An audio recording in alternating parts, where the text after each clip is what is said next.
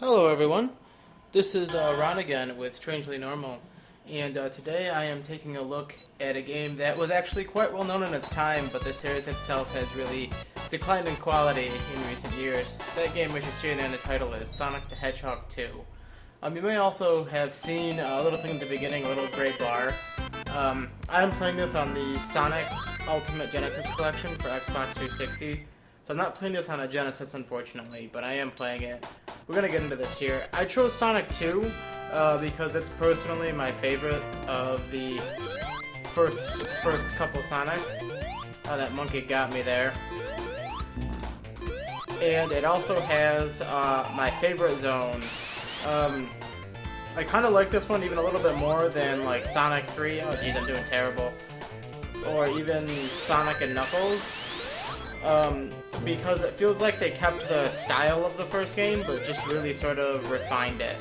And I really like that. Plus, there are also some other things about this game that I really like that the other games don't do. For one, this is when they introduced the Tails character, which is that like little like tan fox dude you see jumping around here. And this game also supported co-op with him. Someone who was on another controller could actually play as Tails and control him and help you out and stuff. It was kind of neat at the time, and especially for a 2D platformer, seeing it actually have that co-op functionality like that. I'm not doing that. I'm just playing by myself, so the Tails is being computer controlled and dying all the time, but it's a neat idea. And then to just go back to this overall game, like as I mentioned earlier, the art style on this, it still maintained the feel of the first game, but just kind of refined it some and made it a little bit better. But I just finished the first act there, apparently got an extra life. I'm gonna try and get through at least this act so I can get to Act 2, which is Chemical Plant Zone, which is my favorite act. And then one thing about this game that oh jeez, sorry, where'd that monkey come from? But I got that speed there. But one thing about this game that is a little bit overlooked is actually the music. The music in this game is actually really good. Not quite as good as some of the other ones, like say like Streets of Rage 2 or something, but still an actual legitimate good soundtrack. Now, I'm gonna try and just blaze through this here. And then also things like that, that little like screw, those little like twisty things, if you're not going fast enough, you can't go through them. Things like that were just really cool. Okay, this little ring here, this is actually a portal. I'm gonna jump into this, and it takes me to here. This is how you get this game's Chaos Emeralds, and this is actually out of the original Sonic games, Sonic 1, 2, 3, and Knuckles. This was actually my favorite way to try and get them. I liked it the most. I liked how it played. I even liked the music and all that stuff. However, it's not necessarily the best. Sometimes you can't really see what's coming up, as we'll be seeing here in a sec, and it can make getting the rings you need a little bit difficult, but we'll see if I can do it here. See, I just missed all those rings. There was no way I could tell they were coming at all. And that can be a big problem when, like, in the later stages and whatnot, or in the later parts of these where you need to get a whole bunch of rings, and it's twisting and turning everywhere and you can't see what's coming up, and then you wind up missing rings or hitting mines and losing rings. It can be annoying, but overall I really did like this. Let's see if I can get this Chaos Emerald here. I'm gonna do it. Alright, cool. I got some extra ring. And also one thing I really liked, you can just kind of go, you can go over the top, but I'm gonna get that Chaos Emerald.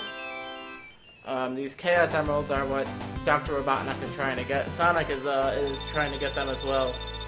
These are always a big side thing. I've never really done the playthroughs where you get them all. I always try to get them, but then there's always a couple that I wind up missing. And then this, and unfortunately this, it also takes my rings away. And in this first level, it's a bit of a pain because you do that one, get the emerald, and then you have to fight a boss right away. But fortunately, this boss is actually pretty easy, so get this done here. It probably won't take very long. And then move on to Chemical Plant Zone, which is my favorite area in any Sonic game ever made.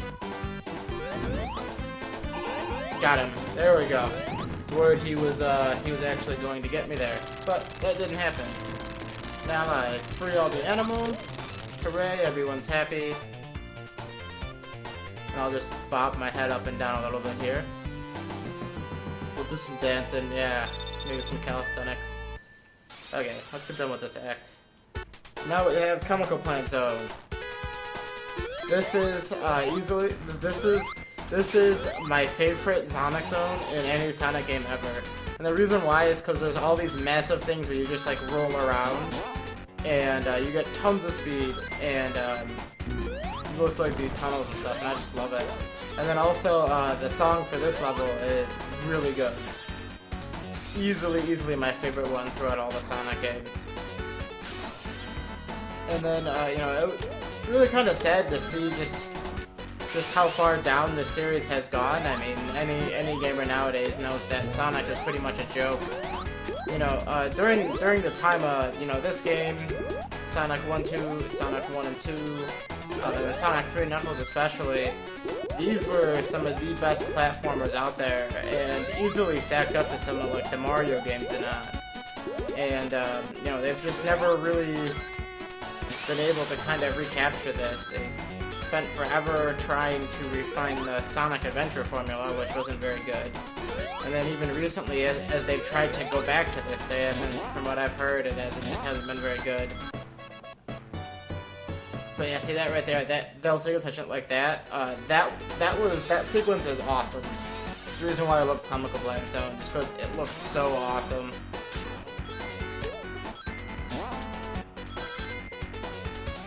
I'm gonna try and clear this act and then probably end it. Maybe even the next one.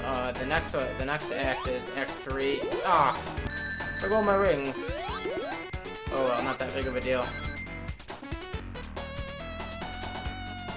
Okay, we'll head to the next part of this act here.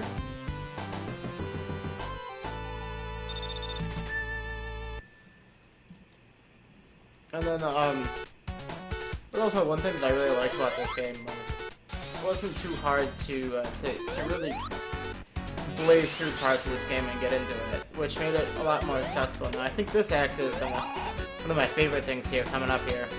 This really long roll down, and then there's another one that goes in the opposite direction with like a crisscross. That one's pretty cool. We'll be getting to that in a little bit.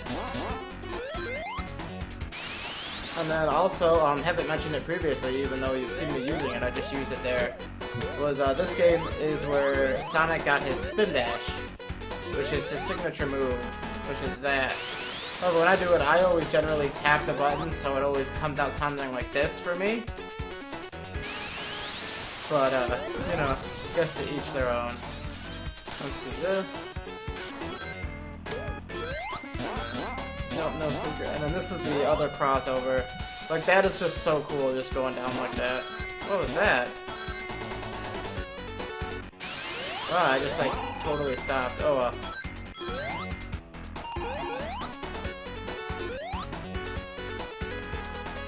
Those platforms, they disappear. They can actually be a little bit tricky if it's your first time here, but I've done this level a bunch.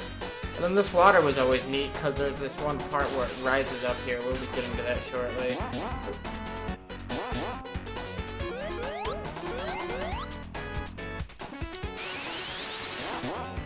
Then we'll let this go. I'll try getting this chaos on. No guarantees, though.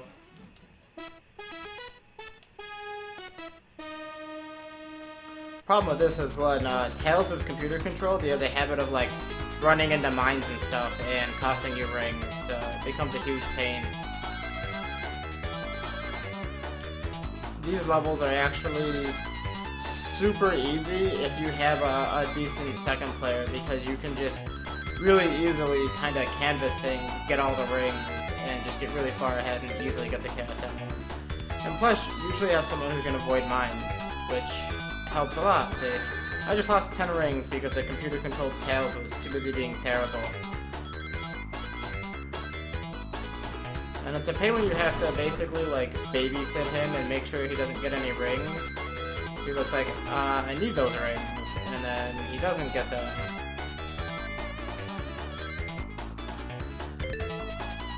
Okay, let's see if I get 140 and get this next one here.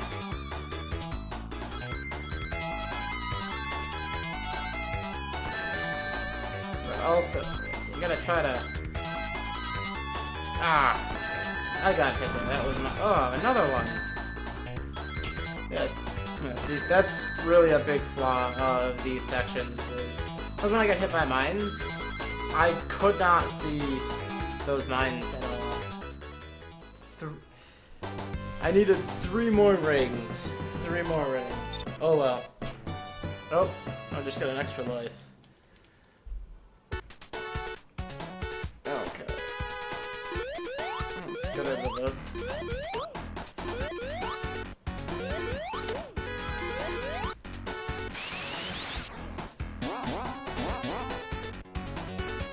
This part's interesting. Down here, there is actually an extra life down here. Which, I'm gonna get it just to show people, for anyone who, for some reason, hasn't played Sonic 2. I'm not really gonna need it, I'm playing this game for too much longer today, but... You know, little secrets like that, which are part of what makes this game so great. There goes Tails being stupid. Yeah, this part was always cool.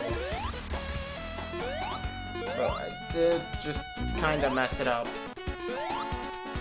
Because if you do it right, you never really have to worry about Sonic being underwater for too long.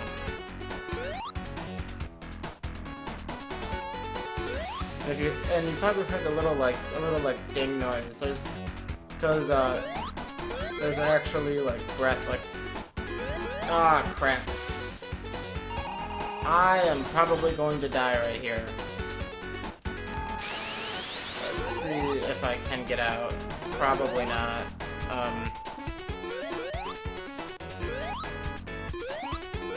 Probably gonna die. Yeah, see, there's that timer that just starts counting, and I'm probably gonna drown. It's such a bad death. Oh no, just barely made it. That was close. Okay, let's do this again here. Okay, there we go. That was so very close. But yeah, those underwater things, they're always so tense, and it's just like, yeah, am I gonna get it? Okay, now this is the boss fight here. This one's always a pain because there's these disappearing platforms.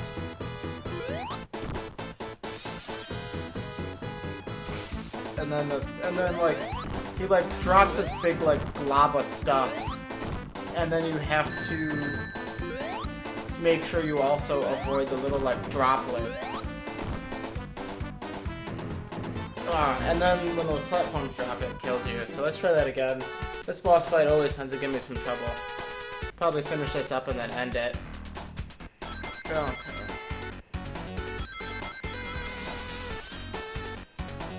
Oh yeah. Because how this section works is you're supposed to be going fast enough for it to just kind of propel you across, but sometimes you're not. So let's try this again.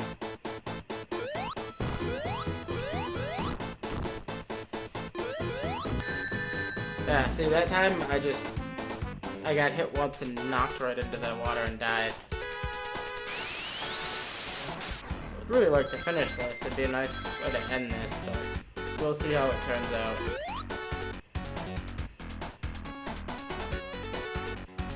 Okay, let's give this another shot. The problem is you can't really get too greedy with him.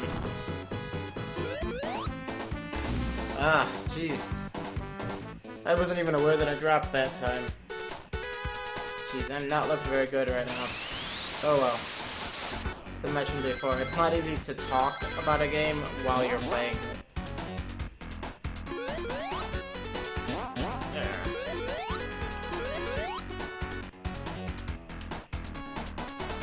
This boss, sometimes I breeze right by him, and he's really easy. Other times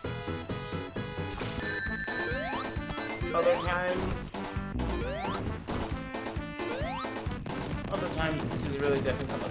Got him though. It's gonna fly off. Now this is always tricky on this part because those platforms still move. You can die after the boss from that, and I have done it. Okay, free the animals, and I think with that, we're gonna end this. I'm just gonna call it an end of my episode here. So that is Sonic 2.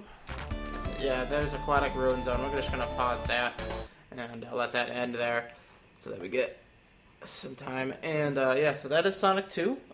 Definitely, if for some reason you haven't ever checked out the old Sonic games, I would definitely make sure you do. They are great platformers.